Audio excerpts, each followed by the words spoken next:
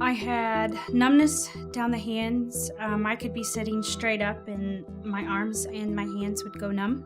Stiffness in the neck.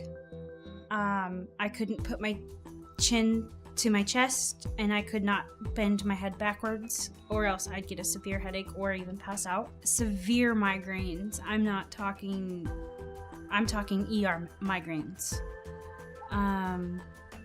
But I had a headache every single day. It never went away. My last couple years in the Coast Guard, I went through so many doctors and no one could tell me what was wrong with me, or most of them told me I was crazy. And once I got out, I actually saw a spine specialist and they did some MRIs and they said, "Oh, you have Chiari." And I said, "Chiari, what's that?" And then he told me to do research. That's when I saw Dr. Gilmer on YouTube and I started watching everything on her. And I noticed that maybe my small town doctor didn't really know enough about it for me.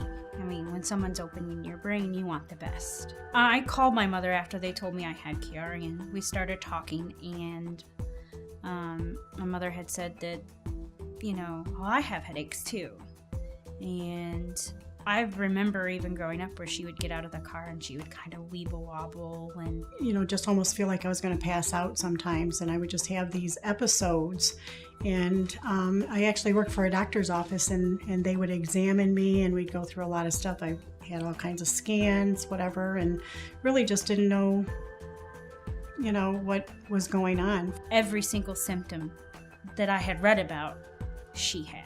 I said, "Mom," "why don't you come with me?" I went with my daughter to see Dr. Gilmer at her appointment at the Michigan Head and Spine Institute. And she said that she would take a look at my MRI. Generally speaking, Chiari occurs about 1 in 1,000 people, we believe. There are a lot of people who have it and are asymptomatic, so you can't really tell how frequent it is in our population. But we think about 1 in 1,000. In familial cases, if people have a first-degree relative with Chiari, then they have a 1 in 10 chance of having. And Dr. Gilmer took a look at the disc and said, "Yes, you do have Chiari." I was just really, really surprised that, yes, I did have it. Her Chiari malformation is shown here.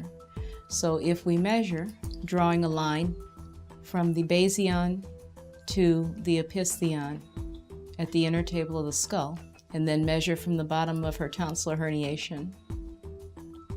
Her herniation was 9.16 millimeters, 9.2. More than 5 millimeters is a Chiari malformation. The other things to notice about her malformation is how pointed the tonsils are. Her cerebellar tonsils, which are the bottom of the cerebellum, are very pointed, and there's a suggestion of wedging, that they are wedged into this space under pressure. Fluid is black on this image, and you see no fluid here coming out of the fourth ventricle. My mom and I had our surgeries literally 3 weeks apart. It had been 12 years of headaches and migraines, and the moment I woke up, I had no headache. My eyesight was better. I feel like a new person since my surgery. And if someone is having all those symptoms, I just truly encourage them to research it and go see her and see what she can do for them as well. I would like to say that Dr. Gilmer saved my life because I was getting to the point where I thought I was actually crazy.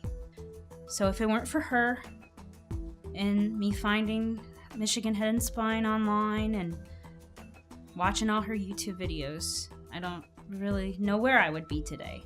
And my mother, I wouldn't have pushed her to go and see her either. And she would still be in pain. So I owe Dr. Gilmer my life.